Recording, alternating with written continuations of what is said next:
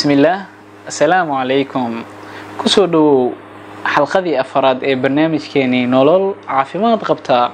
كهرتاجو وحكوا ناكسين هي دوينتا برنامج كان نوحا وجه دونا سيدي لو هرتي كرا جاسكا يبوج حنونكا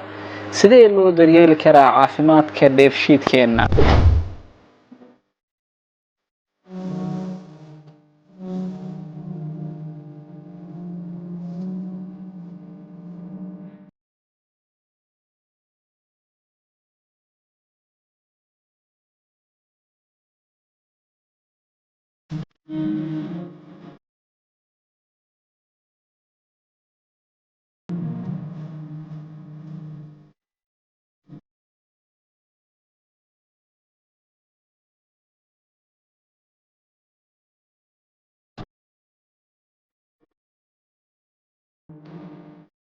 sidaan ognahay dheefshiidka waa warshada ugu weyn ee noo burburiso noo kala saarto isla markaasna qashin saar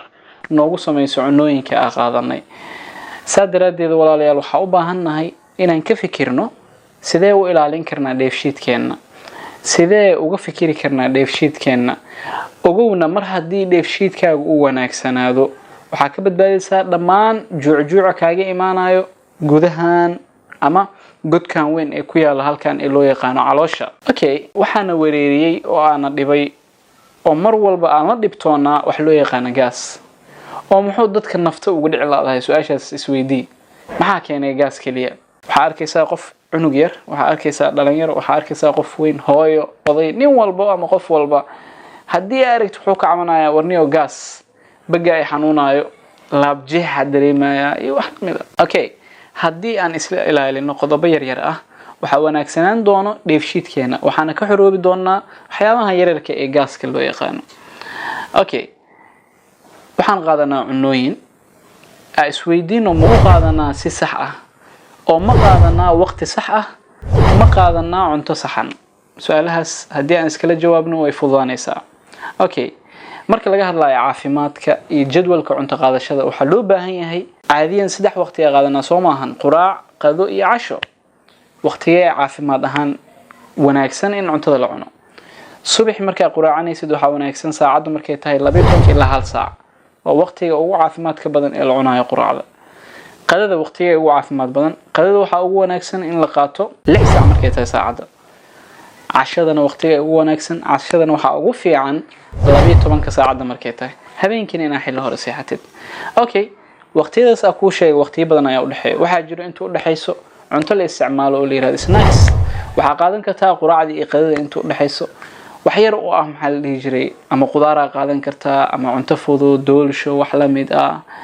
si qadada uga gaartid cabitaan badan inaa cabtid waa laga maarmaan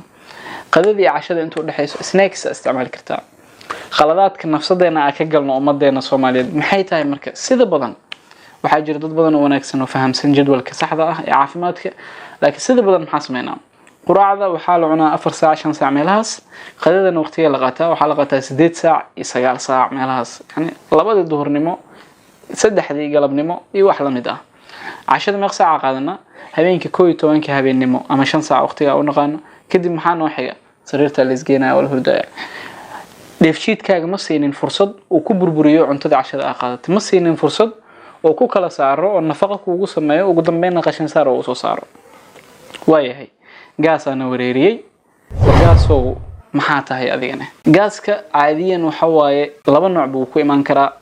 marna waxa keeni karto bacteria oo ku dhacdo dheefshiidka oo loo yaqaano H pylori ama Helicobacter pylori bacteriadaas waxay ku dhacdaa caloosha kadibna ama dirbiga caloosha ama xiidmaha ama mindhicirada meesha ay ka bilowdaan ayay waxay ku sameeyaan nabar oo loo yaqaano gastric ulcer ama duodenal ulcer waxaana la isku yiraahdaa peptic ulcer taasi waa mid wuxuu kaloo ku dhalan karaa gaaska dawooyinka aan aad ku isticmaalno qaar kamid ah dawooyinka qaasatan groupka loo yaqaano non steroidal anti inflammatory drugs waxa kamid oo aan wada naqaanaa aspirinka ibuprofenka ketoprofenka يعني داوينك aad ku isticmaalno qaarkeen oo dhakhtar la'aan ah farmashiyada ka qaadana soo maahan waa iyaga maxay keenayaan marka daawooyinkaas iyagana waxay baabi'inayaan difaaci lahaa caloosha iyo xiidmaha ay baabi'inayaan kadibna halkaas waxa ka dhalanayo nabar calooleed nabarkaasna waxa sababayo aashitada caloosha ku jirta ee u baahan in cuntada la qaato okay aashitada ku jirta caloosha waxa loogu talagalay in cunooyinkeena burburiso laakiin dhaawac ama cudur ay nagu sababtaa hadii qofka baahi uu dareemo sidaan soo sheegnay jadwalkaas oo caafimaadka qabo hadii jadwalkaas uu saxmi waayo oo qofka tusaale quraac qaatay qaduu ka booday casho qaatay quraac qaatay oo kale qadii casho ma qaadan casho qaatay quraac ma qaadan qaduu qaatay jadwalkaas qaldan wuxuu dhalinayaa calooshaada inay heli weyso timetable ay dheefshiid sax ah ku sameeyso waxa qaldamayo unugyada soo saari lahaa dheecaanadaas oo loogu talagalay dheefshiidka kadib calooshii u baahan ayaa waxa dhacayso in la soo saaro aashitada caloosha aashitadaasna kadib waxay dhaawac gaarsiinaysaa darbiga caloosha aashita ma loo dul qaadan karaa hadii aashita korkaan aan ku shubto ka waran aashita wax bay gubtaa soo maahan aashitadaas nooc la mid ah oo loo yaqaan hydrochloric acid ayaa ku jirta calooshaada hadii marka jadwalka cuntadaada aad sixi weysid aashitadaas ayaa dhaawac ku keenayso sida badan dhalinyarada markii aan la kulmay iyagoo ka cabanayaan dheefshiidka xanuunkiisa qaasatan gaaska waxa loo yaqaan waxaan kula taliyaa inay ugu horeyn saxaan jadwalka cunto qaadashadooda kadibna ay joogteeyaan cabitaan badan inay cabaan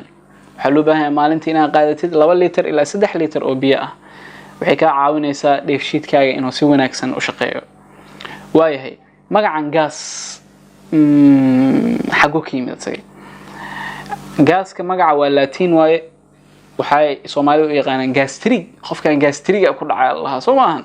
waa sidaas waxa keenay magacaas in loo bixiyo magaca Latin waaye caloosha Latin ahaan waxa loo yaqaanaa gastric saadarteeda qofka maadaama uu caloosha ka dareemayo xanuunka gastric Allah qofka muxuu isku arkayaa marka uu gaas ku dhaco wuxuu isku arkayaa caloosha xanuunto qaasatan meesha ku aadan boga hur ayuu ka dareemayaa labalaba iyo matago yeelan kara qofka waxa laga yaabaa cuntada inuu si sax u qaadan waayo maxaa marka daawo ah marka koowaad noloshaada inaad wax ka bedeshid noloshaada sida wax ugu bedelaysaa waxa qaadanaysaa jadwalka cuntada oo sax ah waxa qaadanaysaa cunto dheelitiran waxa isticmaalaysaa biyo badan inaad cabtid waxa badsanaysaa qudaarta waxa sameynaysaa jimicsi hadii xaaladahaas aad sameeysid waxa ka badbaadaysaa dheefshiidkaaga inuu xanuunsado hadii dheefshiidkaaga uu badbaado dheefshiidkaaga cunto fiican markay soo gasho si wanaagsan ayuu kuugu burburinayaa si wanaagsan ayuu jirka ugu kala qaybinayaa si wanaagsan ayuu qashin saar kuugu sameynayaa waxa rajaynayaa ugu yaraan inaad wax ka faa'iiday videogan waa nagu ceeb adigoo qof dhalinyaro ah oo ama wax bartay ama ugu yaraan wax fahamsan in calooshaada aad ka fikir weysid caafimaadkeeda hadii uur ku jirtaada adiga oo aad wakiilka ka tahay aad ka fikir weysid goormee macquul tahay qof kale in caafimaadkiisa aad daryeeshid arinkan ma ku jiraan dadka bartay caafimaadka ama dadka caafimaad ku shaqeeyo dadka caafimaad ku shaqeeyo iyaga mas'uuliyad weyn ka saaran nafsadooda inay ka fikiraan number 1 kadibna bulshada kale ay badbaadiyaan laakiin dadka kale waxa u baahannahay qof walba marka koowaad yaa mas'uul ka tahay adiga nafsadaada markaas kadib ayaa waxa baratay ama waxa ku shaqeysid la rabaa inaad ummadda ugu faa'iideysid insha Allah waxa ku kulmi doonaa xalqada kale وبالله توفيق السلام عليكم